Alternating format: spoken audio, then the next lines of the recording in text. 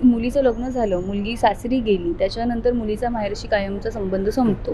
ना की त्या मुलीला सतत दोष देणं गरजेचं आहे. हीच अपेक्षा आहे की लोकांचा दृष्टिकोन बदलायला हवा या अशा मुलींकडे बघण्याचा. नमस्कार, मी नितीन मोरे मराठी धमालमध्ये तुमच्या सगळ्यांचं स्वागत करतो.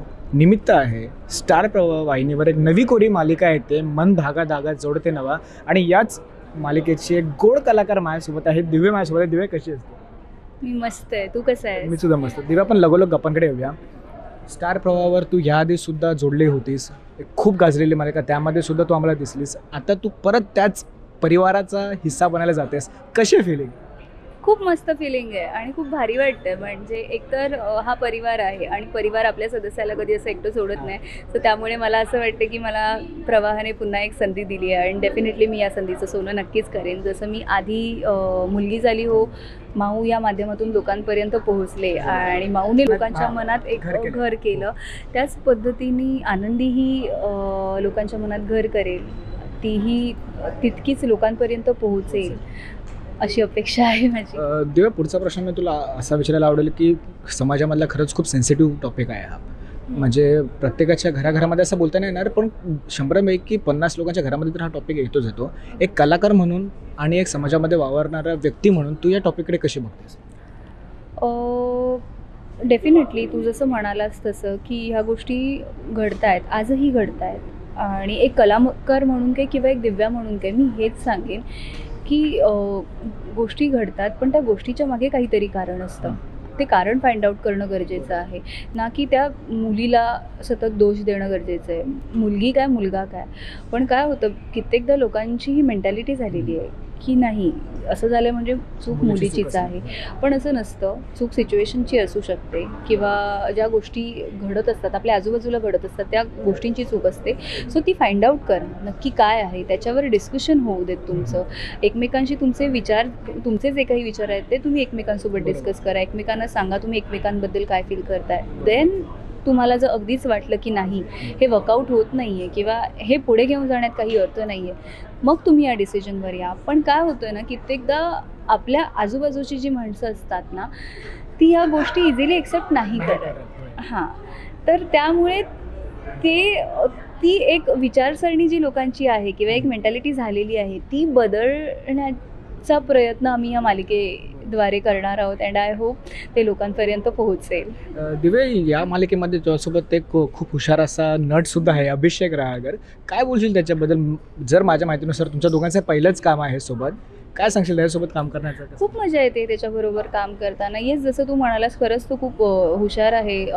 त्याचं सेन्स ऑफ ह्युमर खूप छान आहे आणि त्याचा ऑनस्क्रीन प्रेझेन्स पण खूप छान आहे. जेव्हा आम्ही प्रोमो करत होतो आणि जेव्हा मी त्याला बघितलं त्याच्यानंतर मी त्याला कॉम्प्लिमेंट पण दिली होती की तू खरंच खूप छान दिसतोस ऑफस्क्रीन पण स्क्रीनवर पण.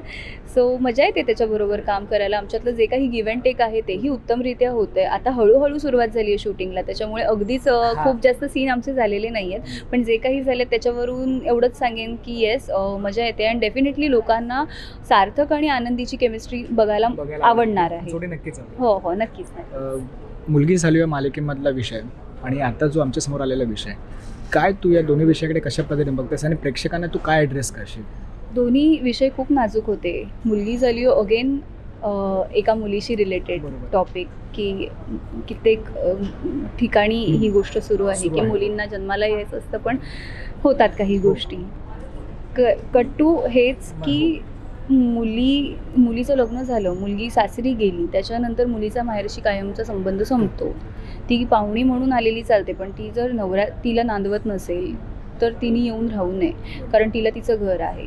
कारण ती जर इथे येऊन राहिली तर समाजाची लोकं आम्हाला बोल लावणार. सो अगदीच दोन्ही विषय खूप जास्त नाजूक आहेत आणि ते खूप नाजूक असल्यामुळे आम्ही व्यवस्थितरित्या हाताळण्याचा प्रयत्न करतो आहे. आम्ही कुठले ॲडवाईस देत नाही आहोत, पण येस डेफिनेटली आमची इतकीच अपेक्षा आहे की लोकांचा दृष्टिकोन बदलायला हवा या अशा मुलींकडे बघण्याचा की प्रत्येक वेळेस नसते मुलीची चूक किंवा तिच्या आयुष्यात काय चाललं आहे, ती कोणत्या कोणत्या फेजेसमधून जाते आहे हे एकदा जाणून घ्या. कारण तिच्याशी बोलायला कुणी नाही आहे, ती कोणाकडे व्यक्त होऊ शकत नाही. कारण अगेन ती व्यक्त व्हायला गेली तर तिच्यावर तिच्या तिच्यावर घरच्यांमुळे allegations येतात, हो. आणि तिच्या घरच्यांमुळे तिच्यावर एक ते बर्डन आहे की अरे मी हे कसं सांगू, मी कसं बोलू, हे मी सांगितलं तर माझ्या आईबाबांना काय वाटेल, माझ्या आईबाबांना येऊन काय म्हणतील लोक. एक्झॅक्टली. तर अशा पद्धतीने ही मालिका बांधण्यात आली आहे. पण यानंतर ह्या सगळ्या चौकटी मोडून आनंदी उभी राहते. सो त्याच्यासाठी तुम्हाला मालिका बघावी लागेल. सरते शेवटी जाता तू काय प्रेक्षकांना ॲडवाइस देशील की बाबा का त्यांनी बघावं आणि या मालिकेमधून काय त्यांना वेगळं बघायला मिळेल? येस, डेफिनेटली मी एवढंच सांगेन की स्टार प्रवाहाची प्रत्येक मालिका ही फक्त मनोरंजन करत नाही, तर त्याच्यातून ती तुम्हाला काही ना काहीतरी संदेश देत असते. तशीच ही मालिका असणार आहे. आणि खूप वेगळं कॅरेक्टर आहे प्रत्येकाचंच. म्हणजे मालिकेत जेवढे कलाकार आहेत प्रत्येकाची भूमिका ही वेगळ्या वेगळ्या पद्धतीने बांधली गेली आहे. आणि तशाच पद्धतीची कथा आहे जी अभिजित गुरु सरांनी लिहिली आहे. डिरेक्टर आमचे कल्पेश कुंभार सर आहेत, ते उत्तमरित्या डिरेक्ट करत आहेत. आणि स्टार प्रवाह चॅनल असल्यामुळे कुठलीच अशी खंत नाही आहे. त्यामुळे डेफिनेटली बघा आमची नवी कोरी मालिका मन धागा धागा जोडते नवा, सोमवार ते शनिवार संध्याकाळी 6:30 वाजता फक्त आणि फक्त आपल्या स्टार प्रवाहावर. धन्यवाद आणि all the very best for your next journey. Thank you so much. Thank you.